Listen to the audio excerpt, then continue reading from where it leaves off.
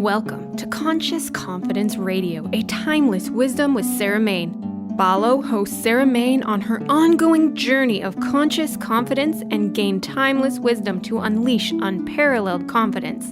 A conscious confidence. Learn to ignite the living spark of wisdom, a new narrative for fulfillment contained in Sanskrit and the ancient, powerful, engaging, and fun conscious conversations to discover your own magnificent true self.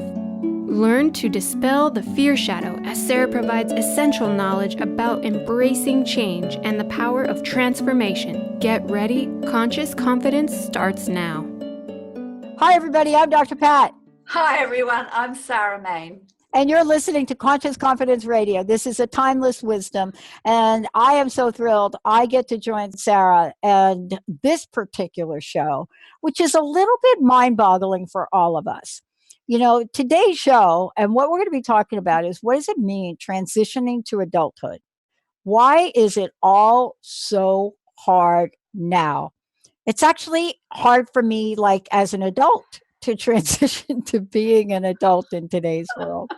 But Sarah, part of this is not just the evolution, but the expansion of what we're talking about when we talk about conscious confidence, but also the body of work that you've done, you know, what you speak about, the coaching that you do, is to really look at what conscious confidence means, but how the ancient wisdom of this helps us in the world we live in today. And that's really what this show is about, right? Yeah, absolutely. I've found more and more in my coaching work that I do, and I work with a lot of executives, and it's always around the area of transitions. But what I've noticed, and I've started working on really drawing into my background and bringing out the ancient wisdom, pardon me, and how it relates to living in today's world. And there's such surprising relevance and unexpected relevance to all the ancient wisdom naturally and how it relates to living in today's world. And I found with the executives that I work with and helping them through various transitions, be it career or family or personal, I've been led into this area of young people because I hear more and more and more, it's just so hard dealing with the adult world. It's different from when I was growing up. I mean, we all experienced it as well, but I think the contrast now is much more stark, and there are elements that concern me. And I began to look again, and it's the teacher in me. I began to look again at what's missing. Why is it so difficult, or even more difficult now, to integrate and be an integrated, happy, functioning, thriving adult, rather than one that seems to be always struggling and finding it hard. And then, of course, on the other end are all the mental health issues and things that seem to be legion amongst young people. You know, I don't think that up to this point, we've had a good understanding of how important what you're talking about is. And it really begs the conversation for us to look at in today's world. What do we mean when we say child? What do we mean when we see adult? And I can't help but reflect on this. I'm an auntie for a little 11-year-old, soon to be 12. And I've known her even before she was born. But she's so grown up. She's so grown up. You could easily lose sight of the fact, Sarah, she's 11. Yeah. Because look, if we talk, the process obviously starts with childhood. So a baby's born, and then, you know, within, say, 5 years, you've got this period of childhood. When I was teaching, we worked on a very traditional model as our basis. We knew about Piaget and all those sort of standard things from educational training, but we worked on a traditional model that 0 to 5 was a period of love and play. 5 to 16, they come under some discipline, and we'll talk about that. And then from 16 onwards, they enter the beginnings, grant you, of the adult world. And that's where you treat them as a friend. So 0 to 5 is love and play. And there are concerning elements now that there are a lot of programs, and I'm not going to go down hard on preschools or anything, but there's a lot of overly academic programs coming in at that pre-5 preschool area. And this is a period of love and play. Yeah. And learning has play-based. This is where they experience the world. It's a lot of gross motor, it's physical, there's fine motor, but it's all play-based. And it's love is the basis of it, love and play. Then from 5, this is natural time. Children start school around that time. I know some countries it might be 6, and you know, but around that time, it's natural. A child is ready for school, and that's their first step out, really, from the love and the protection of a family. That's their circle. That's their community, is within the family. Even if the family is, say, part of a church or something, that is their community, that's their family. But then they step out and they form a relationship now with their teacher. And often that's marks going to school, and they're ready for that.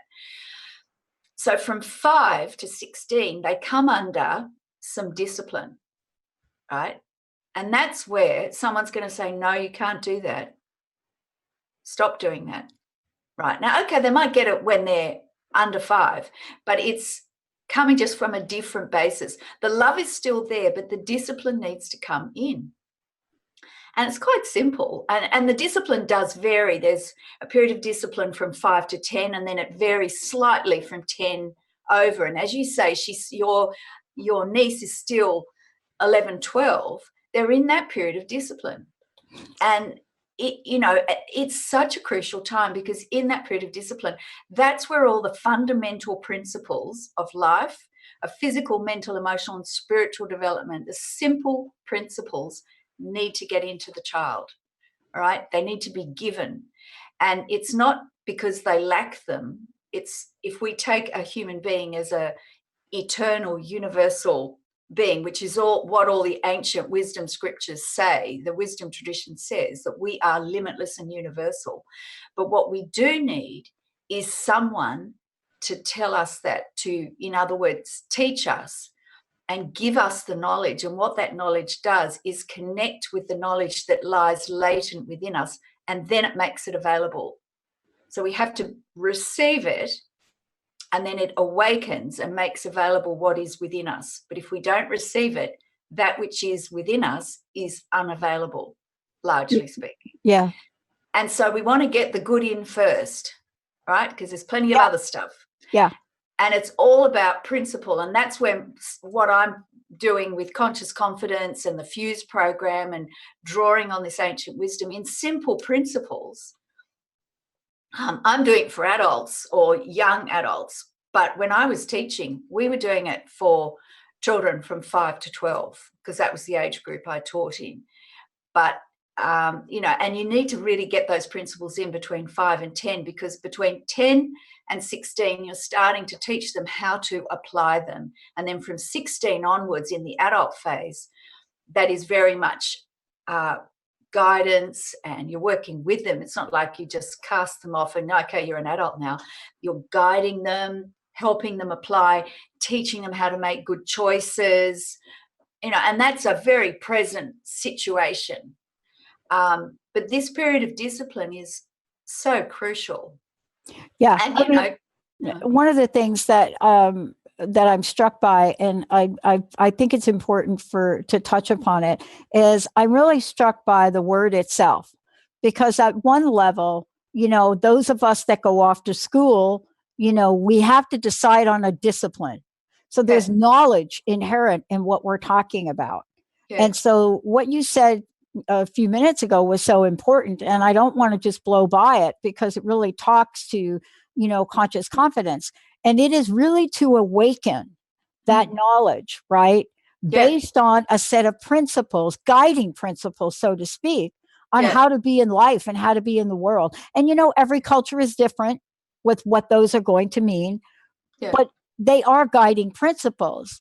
And, you are today talking about, here we are in a world that is moving at such a pace that this process that you beautifully described, that many of us had the opportunity to go through, doesn't seem like it's fully available in the times we live in. I don't know. What do you think? Yeah, I think that would be fair to say. But, we all say it seems like time is moving faster. But we know, that is not the case. Right. One minute is still 60 seconds. A second is still a second. It's not ticking by faster. But largely speaking, our lives and our education system and everything is driven by the mind. And it's the superficial thinking part of the mind. It's not coming from depth of consciousness. Because if our life was coming from depth of consciousness, our life experience at any moment was in the present moment from a depth of consciousness and awareness, things slow down. 60 seconds is still 60 seconds, in terms of measurement, but there's plenty of time and there's plenty of wisdom and plenty of connection. And that's what you want to actually offer a child, because a child is like a caterpillar that's going to grow into a butterfly, or like a tadpole into a frog.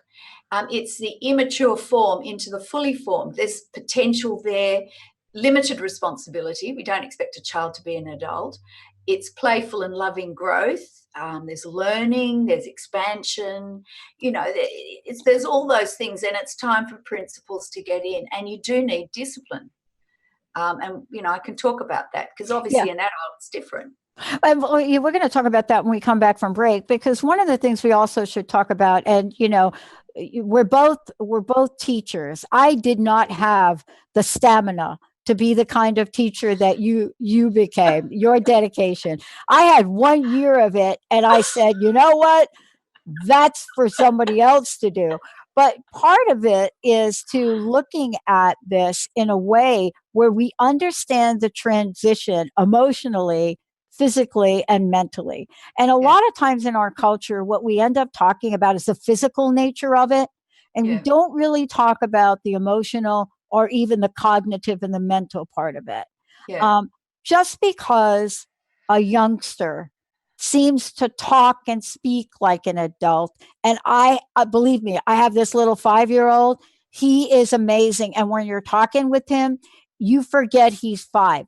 Just because that may seem like that, it's not necessarily so. When we come back, Sarah's going to take us on a journey of what happens through these processes: mental, emotional, physical, and spiritual.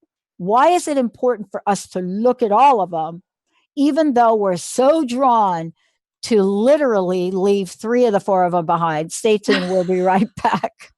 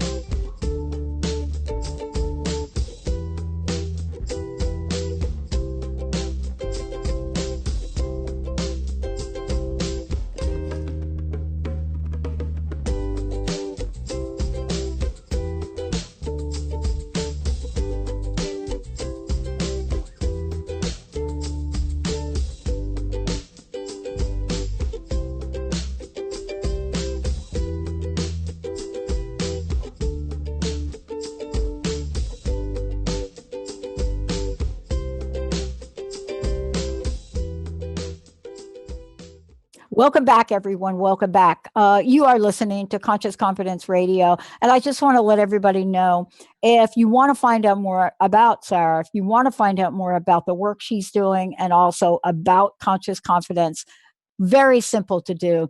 You can go to consciousconfidence.com. And of course, you'll see Sarah there and what we're talking about today, as well as the soon to be released fabulous book that she's writing, or has written rather. But part of the conversation today is, Sarah, what I love about what you do is you look at this ancient wisdom, you look at the world, and we can see that there is a real need for the application of this wisdom in the world we live in. And one of the areas that I know you're passionate about is you're looking at our youth. You're looking at our youngsters, and there seems to be a giant gap in what we've learned about how to transition and what we actually do in the world today.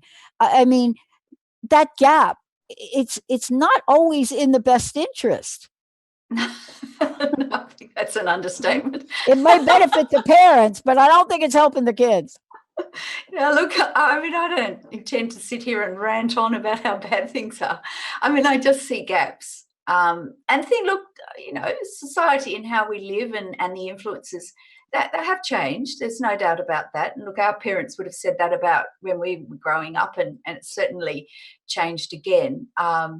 And the influence of technology, look, it's terrific. We're using it now. Fantastic. But when it becomes the platform and the basis and the reference point for your life experience from basically the moment you get up to when you go to bed every single day of every week, every month, every year, then, I question that, because from the traditional model that I was describing to you, if you take a child and it's described as either like tender green bamboo that can be bent in any direction very easily without breaking or snapping, or like the refined clay of a potter, and note the word refined. It's refined clay that can take any impression given to it, any impression. Then you be jolly careful as an adult who's meant to have some knowledge and discrimination about what you want the child to be placed in front of or receive. You be jolly careful about the choices. And so that goes for television shows, for music, for movies, for the company they keep. You're the one deciding that, because they'll take any impression. And so an adult has a job to do. And certainly as a teacher, if I heard a child speaking to another child in a way that was just not helpful to either of them and not good for long term, if I had to think, would I want an adult speaking to another adult like that? Yeah. You think, no. So you say to them, that speech is not appropriate. That is not how you speak. It's not that they're in trouble. That's a teaching moment, because then you model, this is how you would say it. And then you get them to say it again. And then you get the other person to respond. And it's a teaching moment all the way, teaching them how to apply. Rather than just say, speak nicely, they actually have to be shown. So there's a job for the adult to do. And you're doing that all the time. And look, I worked with parents. Parents were fabulous. We had great parents. But also there's a job for a teacher as well, because otherwise the child is just like a refined clay of a potter. And that's that period from 5 to 16, certainly, and absolutely crucial. You've got no time, and 5 years is nothing. It goes like that to get principles in. And, I have so many examples of children that, these are 9 and 10-year-olds, and because they had the principles inside themselves, you would see them applying them consciously, and then you could guide them how they could deal with another situation better, or so on and so forth. There's much to do in that brief period of time from 10 to 16. Yeah. Let me ask you a question about this. There is what you teach, right? And I think that at some parts in our society, at least here, we really expect our schools and our teachers to do some things that are not necessarily being done in the house or in the home. That is true. I mean, once upon a time, maybe, but not in today's world, right? And I want to ask you this question. There's this thing called vicarious learning. And and I'm a vicarious learner. I mean, you could tell me how to do something for 5 hours, but the minute you show me, I get it. Right. Yeah. Yeah. And we don't understand in this society that if you tell your child, I don't want you texting during dinner, and then you text during dinner, there's a complete disconnect. And Yes. ask yourself the question, is a child going to err on the side of restricting their texting, or are they going to find a case or an argument to continue to do something that perhaps principally you don't want them to do? Yeah, I mean, they're a child. You're the adult. It's very simple. And Plato says that rather than admonish a child, you need to live by your own admonishments. Hear that again. Rather than admonish a child, you, the adult, need to live by your own admonishments.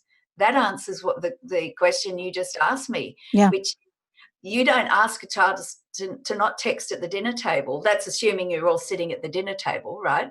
So Big assumption. Yeah, big assumption. But let's say we're all sitting at having a meal together, right? If you've got your phone there and you're referring to your phone, hello, so the first thing is you need to follow your own principles. And there's a traditional story actually, which is very, very helpful. And we used this as teachers when I was teaching. A mother, her husband had died, so she was a single mother, and she had a little boy, and he ate too many sweets, and so she took him to the wise elders of the village, and she spoke to one, and she said, "Tell my son to stop eating sweets because he won't listen to me." And so this wise man said, "Come back in 2 weeks." So she thought, okay. So she came back in 2 weeks, and he's still eating sweets and ignoring his mother, as kids do. And he turned to the boy and he said, "Stop eating sweets." And she said, "Why didn't you say that 2 weeks ago?" And he said, "Well, I ate sweets as well, so I had to stop first." Oh, right. Right? Now, note that, and there were a lot of times I found myself the first place I had to start, if I'd say, stop talking or rah, rah, rah, rah, I'd have to check in with my own behavior. And when I say my own behavior, not just outer behavior, my mindset, the state of mind and emotion. If I was in turmoil, if I was stressed, if I was too agitated, I would need to fall still first so that the speech came from that stillness and presence. And a completely different tone would come out. I would speak to a different part of the child or the class. I would choose my words differently, but that was what I was modeling. And once I really started checking in with my own behavior first in every possible way, so it's a fine discipline all the time to be in front of children, because they're just learning the whole time, whether you're speaking or not, whether you're standing in front of the blackboard or not, they're learning and you're teaching. And the question is what? I mean, I see this all the time. I coach a variety of groups. I coach women that are struggling in their life, and I also coach young people in a sport. And it's hard when you're coaching them or teaching them and you're telling them, don't bang that bat on the table, and the adult on the table over. But more importantly is what you're talking about. And I would love for you to talk about this a little bit. There is this process and there's the learning. And it's almost as if one day you're a child and the next day you're not. And I know that that's not necessarily true, but there's this idea that in this culture, and not every culture, that there's this, all of a sudden, this thing that happens. Certain religions have an event that make it a rite of passage. The indigenous people, some of them have a ritual that one goes through. We each have something. But the reality is, it's not like flipping a switch, is it? Or is it? Well, looking at the traditional model that we followed, we weren't teaching 16-year-olds. They'd already moved on to high school by then, or what we call high school here, secondary school. Around 16, and it can be quite precise on the 16th birthday, there is a shift. If you know someone, we saw it, my husband and I, we were teaching and we knew young people, and we'd see them, and almost within one day and another, there'd been a shift in them. And it was around their 16th birthday, on their 16th birthday or just after. And it doesn't mean they suddenly turn into an adult, but there's something that when they're looking back at you and you speak to them differently, your relationship does change. And I know that from the students I taught. They're 16. I'd see them at 16 and 17. And, and I would speak to them quite differently. And, they always knew me as Mrs. Main. But once they got to 18, 17, 18, when I saw them, and you could see them struggling, what do I call her? And I'd say to them, listen, that relationship we had it is kind of there, but it isn't there, because those people, that teacher you knew and that child that I knew, they're no longer there. I now meet you as an adult and you meet me as an adult. And we, in a sense, need to reform our relationship now based on who we are now. And that sort of opened the door for them. And I said, so if you want to call me Mrs. Main, that's fine. If you want to call me Sarah, that's fine. And I don't mind. You make that decision when you feel comfortable, how you want to refer to me.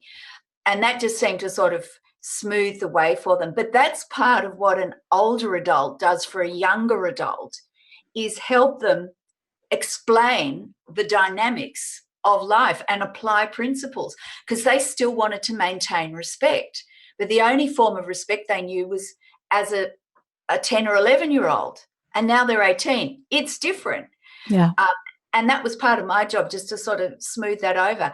But I had 17-year-old boys, right, see me in the street and go, Mrs. Main, and their arms are out like this, giving me a bear hug in the street. This is a 17-year-old boy, because that connection was there, that love, that trust was there, and they just, no embarrassment, just give me this huge bear hug in the street. That to me is amazing. It is amazing. And I'll tell you, it is so heartfelt and heart-opening, that acknowledgement and recognition.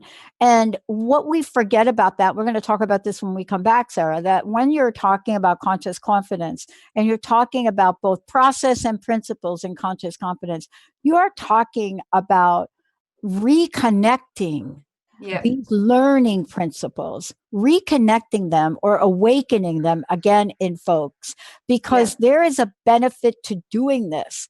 And the benefit is how to be phenomenal in the world we live in, regardless of what the world we live in is acting like. When we come back, we're going to talk about that. But more importantly, what happens when we cannot go through this transition in a way that is fulfilling and nurturing and learned? What happens to those folks that don't benefit from it?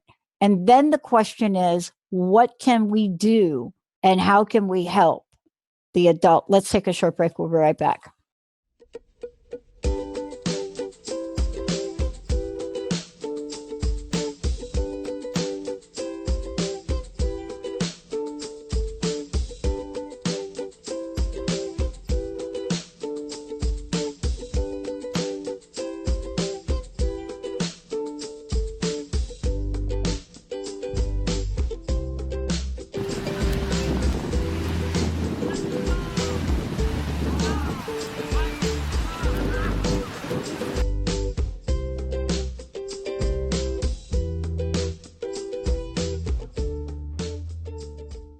Welcome back, everyone. Welcome back. This is Conscious Confidence with Sarah Main and me, Dr. Pat. I get to spend this time with Sarah. First of all, what I want to say is, if you want to find out more about Sarah and about Conscious Confidence, go ahead and go to the website, consciousconfidence.com. You're going to hear a lot about her upcoming book. We'll be telling you about that as we move forward, but it's really more than a book. the process, what Sarah, you've been talking about throughout the radio shows, you have really been helping us tap back in to this ancient wisdom you refer to. And the reason that I think today's show and what we're talking about, this transition, right, to adulthood is so important is there are consequences for not one knowing that there is a healthy, nurturing, powerful process way to do it. There are consequences for both the child, parents, and society if in fact these things are not taught, they're not learned.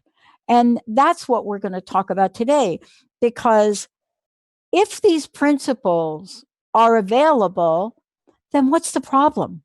What's happening? Why are suicides, at least in the state of Washington, on the rise? What seems to be happening here?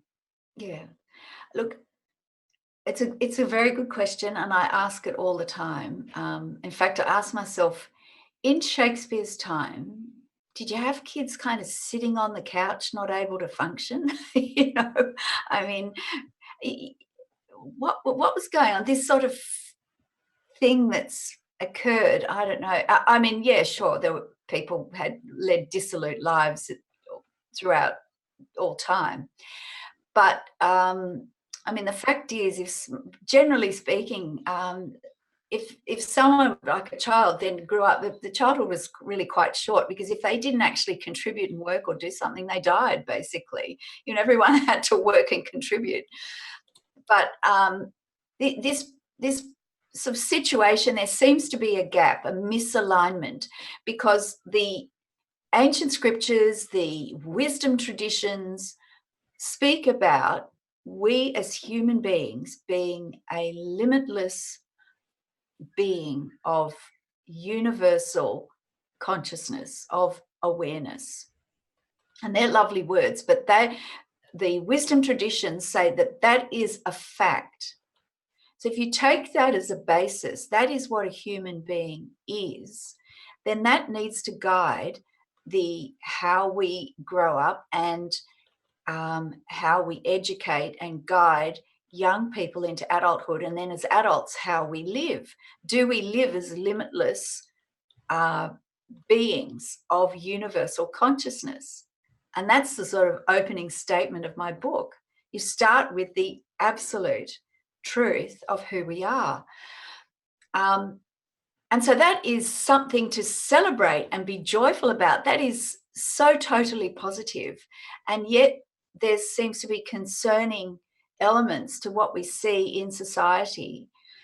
And so to me, there's a mismatch, there's a misalignment. That's why I put together the alignment guide that's available on my website. It's a 2-video series to actually address, and we did this at school. Our curriculum was based on providing for the physical needs of the child, the mental needs, the emotional needs, and the spiritual needs, based on, like a physical body, a body needs nourishment, food, exercise, movement, and rest. So nourishment, movement, and rest. Food, exercise, and rest. And then you take that for the mental part of a human being. It needs nourishment, good input, exercise, stimulation and work, and rest. The mind needs rest. Same with the emotions. Food, exercise, and rest for the emotions, and spiritually food, exercise, and rest. If you fill in all of that, you get this alignment and you just feel healthy and thriving and positive, and all good things are naturally there, and you can handle things as they come up. But my observation, my own experience and my observation is there's very little attention, if any, to the spiritual needs. That side of things, basically a human being doesn't exist, is not even aware of it. Emotional, we only know about the emotional when it's all awry in a mess, right? So most of it is dealing with the physical and a bit of the mental. And mostly the mental is go, go, go, work, work, work. Very little actual proper rest for the mental realm, and very little proper nourishment right?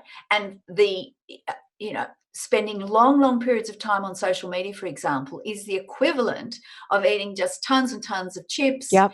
and drinking sodas and stuff like that. It's junk food. It Yeah. is not proper nourishment. I don't want to sound like some old woman banging on, but No, you're not. You're not. true. You're not. It's Well, true. let me support you in this. Let me support you for a minute, because it used to be we were just complaining. They would look at people like you and me, and I'm in the media business, right? So, but here's what we now know about what you said. You know what the difference is between me sitting on the couch and eating a bag of chips, and Sarah, I can eat the chips like the best of them, right there with you. Me too. There's no way I'm going to eat like my friends say, oh, just take a little bowl of chips. And I'm like, no, so long as that giant bit. Okay. So here's the difference. I will feel full if I eat the whole bag, maybe even 2 bags, right? Let's go to a little bit of an extreme. 2 giant bags of my favorite salty chips. There'll be a point that I will be like, oh my gosh, we don't have that point in social media. No. We don't have the point by which you are overdosing on something. Yeah. That's the difference. And that's why what you're talking about is so important, that we don't have an alarm clock like we do in our bodies. Yeah. We don't have it for that. Well, I agree with you, and yet I would say we do. It's just we just go to sleep. We are unaware. There you go. Right? That's it. Unaware of the effect. Oh. We don't know what it's like to have good mental food, like really good quality content, like reading a good book, having something really substantial that's good material to take in, right? That's nourishing. Okay. A good literature is one, and good music. And music deals with the emotional as well. Good quality emotions, good feelings. And then it's like eating good food. You feel good. And then good exercise, debate and discussion, hearing opposing views and thinking about them rather than saying, no, I can't hear it, stop talking. Actually have a debate. Hear some good different views. It's like working your muscles. So any gym trainer will tell you need to actually give some resistance to your muscles to build them up strong. That's just, well, of course. Well, it's the same with the mental world. Yeah. Don't be threatened by opposing views. Hear them openly. Have some strength to them and think, gee, I didn't think about that. There's another side to this story. And then think about it. That's why kids learn debating skills in schools, so they can, engage in that sort of thing. And then rest, proper mental rest. Well, meditation, mindfulness, going for a walk and just experiencing nature. Just actually not constantly thinking. You need to let that have a break. So, that's just in the physical realm, and the same with the emotional realm. You've got to think of these elements of a human being like a body. They need food, exercise, and rest. That's why I put that alignment guide together. Yeah. Because the pressures and the mind-driven stuff, it's all awry. And now, look, I've stopped worrying about people thinking that this is just someone complaining. I look at these statistics about addictions and anxieties and fears, and I think, why is everyone racked with fear? I've experienced it in myself. It doesn't mean, but I see it rise, and I think, why is this here? And I can address it rather than letting it overtake me. And I see these problems with lack of resilience. That was never an issue when I was growing up. Because things were a little tougher in some respects, but you came out of it being more resilient. Goodness me, my father flew Spitfire planes in the Second World War, and he was 19, right? And I said to him, Dad, were you frightened? He said, we were terrified. But do you know what they did? They still got in the planes because that needed to be done. And he said, we used to crack hilarious jokes so they were laughing uproariously. Or he said, we used to sing songs at the top of our lungs. And that taught them not to let the fear take over. That's just one time and place. But, But you're right about it. I mean, and this is really the point of what we're talking about. I want to make sure everybody knows. Let's just mention some of the symptoms that result from this lack of direction, this lack of guidance. And thank you for putting the alignment guide together, because if you go to consciousconfidence.com, you're going to be able to get the free design your own alignment guide. You can get that there. But the result of not, Sarah, the result of not getting this direction. Remember, I said there are consequences. Let's just talk about what some of these are for folks, because I think this is where the rubber meets the road. Yeah. Right? Well, addictions. Yeah. Addictions. Right. And that can be addictions to social media where, if you look at a tree outside, an actual tree, your reference point is something you've seen on a screen, a digital screen, which is a two-dimensional passive experience coming to you. You can't actually relate to that tree as a thing, as a 3D experience. It's a passive experience of a screen. That's your reference point. Interactions with people are referenced through something you've seen online. So this virtual world is the reality, the reference point. So you've got addictions, anxieties, depression, the lack of resilience, of victimhood, anger disorders, mental health issues. Heavens, I mean, no one talked really about mental health issues when I first started teaching. Nope. But now it's an issue, and it is an issue. Eating disorders, and of course suicide. I mean, I think, what's going on? This ancient wisdom provides the solutions for these things. It always has. We just need to address it now, and it is relevant to today. Well, Sarah, what you're talking about, and you're right, we never talked about these things, but we're not talking about them enough. And just to your point, if we could, we're not making this up. I just want everybody to be clear about this. Sarah and I both do our homework. Just so you know, let's just give you a few facts. Anxiety disorders are the most common mental illness in the United States. I can't talk for where you are, but let's just put out a little bit of information. 40 million adults in the United States, 18 years and older. 40 million. 18.1% of the adult population, right? Out of that number, out of that number, how many folks do you think actually try to do something about it? There's a reason why we don't. There's a reason why what Sarah's talking about can help us create that pathway to wellness. And what happens with this is, if we don't really understand this as adults for our children's, right? The effects of this are cumulative. When we come back, we're going to talk with Sarah about how conscious confidence now opens up more than a gateway, a doorway, more than a conversation. But how does it then become a way to tap into the ancient wisdom so we can move beyond victimhood, move beyond anger, move beyond, eating disorders and suicide, anxiety and fears and depression, move beyond that. We have to have a way to do it, because what's happening now in terms of the mask of solutions, it's just not working. Stay tuned. We'll be back.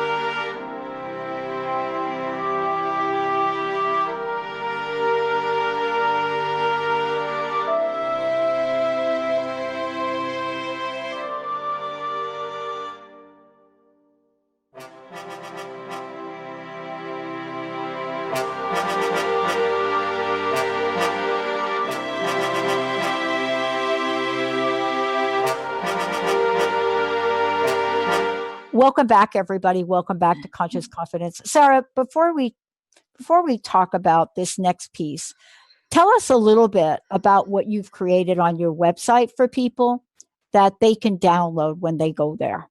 Thanks. I've created a 2-video series. It's just a simple 2 videos that you could download for free, and it's called Design Your Own Alignment Guide. And what it is I take the Sanskrit concept of balance, which is santulana, and in Sanskrit, and the concept of measuring one against another and achieving balance is knowing when to stop one thing and start another thing. Simple and yet harder to apply. And I take that in relation to aligning our body, mind, heart, and spirit. So we feel alive, thriving, full of vitality, interested. We're an interesting person. We're just, basically what a human being is intended to be. But we need some knowledge to do that. And that's what the ancient wisdoms provide. But we just need to actually access them in this day and age. And it is available. So I've put it together. It is based on timeless wisdom. It is well and truly tested, because this is how we structured the curriculum at the school I taught for many years, and the school's to this day thriving and very successful. I'm no longer teaching there. But I happened to be there yesterday. This is a bit of news. I happened to be there yesterday adjudicating a Sanskrit recitation competition that happens every year. And I was a guest adjudicator. Wow. I started the competition about 20 years ago. And they're still continuing it to this day. And it is phenomenal. We're talking about 5 to 11-year-olds reciting quite sophisticated long passages of Sanskrit, obviously age appropriate lengths, and they know the English translation and the Sanskrit, and it is beautifully recited. And that is one thing that feeds the child's, in terms of good food for their mind, their heart, their soul, everything. And it has a profound effect on everyone. The stillness, the purity, the beauty. It's just one example. So doing things that are really worthwhile as an adult, that's what the alignment guide is about. And that is part of the solution to what we were talking about before. Wow. Well, thank you. And of course, we've talked about quite a bit, and we're going to continue. This is ongoing.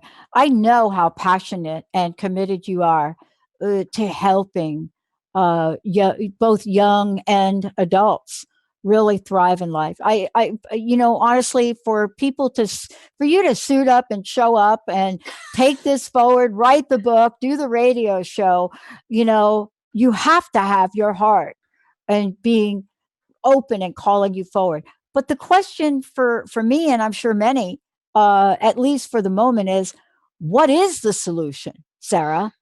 What can we now say that we learned and now have a solution? The solution is to raise the level of consciousness, and awareness. That is the solution. That is what I was taught. I was taught how to do that. It's all based on timeless wisdom. That's what my book's about. That's what this radio show is about. And the more I go on, I feel drawn to speak about this and teach this, is the relevance today of timeless wisdom. And the timeless wisdom raises the level of conscious awareness within a person, if you hear it.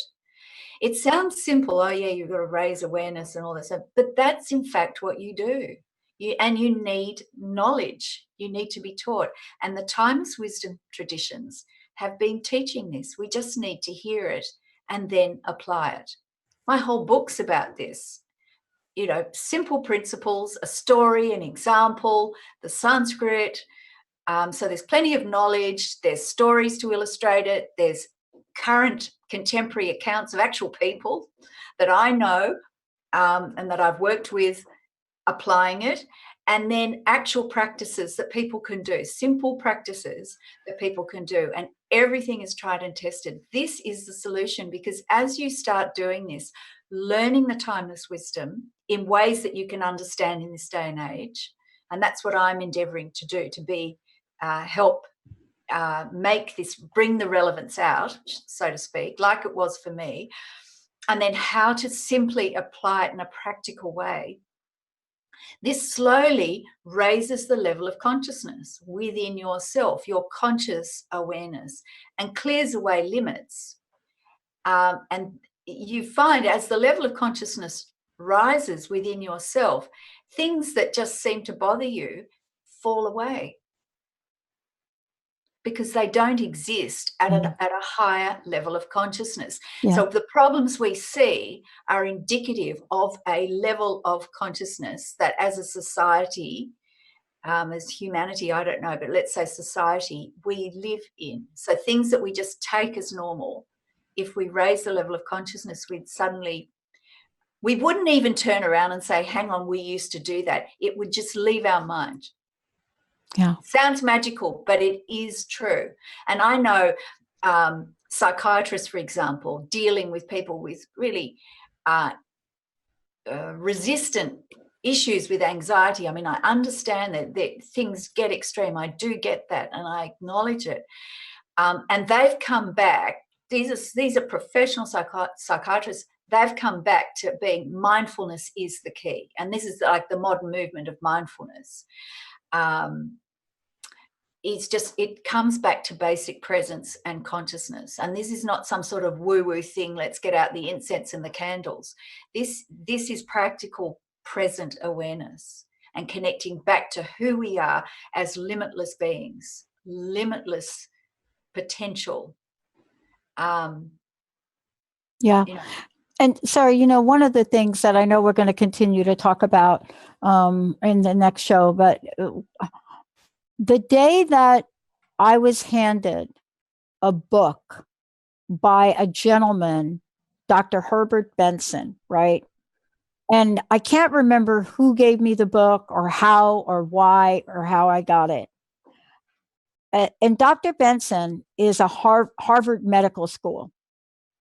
And his book is called The Relaxation Response.